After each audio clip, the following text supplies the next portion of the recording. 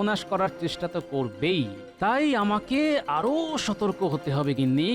ঠিক আছে, এ না হয় হবেক্ষণ। এখন হাত ধুয়ে খেতে বসো, অনেক রাত হলো, আমি খাবার বাড়ছি। হ্যাঁ, আচ্ছা গিন্নি, বাড়ো।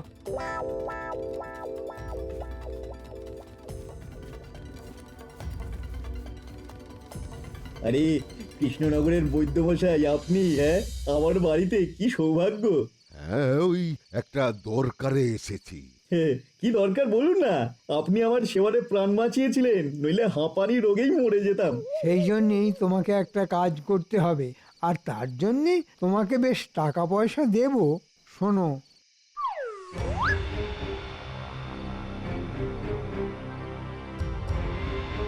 কি রাজি তো? একেবারে গোপালের বিরুদ্ধে? আচ্ছা, আপনারা এত করে বলছেন যখন, রাজি।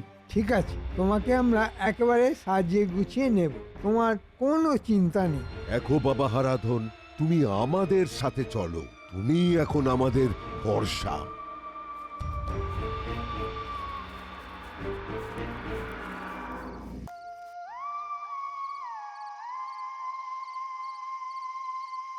আমাকে অপদস্থ করার শুধুমাত্র একটাই উপায় আছে, আর সেটা হলো রাজকোষে চুরি করা। আরে কি গো, বলি ঘুমোবে কখন? বলি রাত পেরিয়ে ভোর হলে নাকি? আহ গিন্নি, তুমি তো মন্ত্রীকে চেনো না।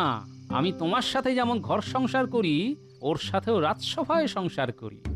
সে তুমি যা খুশি করো গিয়ে, শুধু বীর বীর যা করার মনে মনে করো, আমাকে শান্তিতে ঘুমোতে দাও, তাহলেই হবে। ঠিক আছে, মন্ত্রী নিজের মতন এগোক, মন্ত্রীকে বাধা দেওয়া যাবে না, হাতে নাতে ধরতে হবে। কিন্তু কি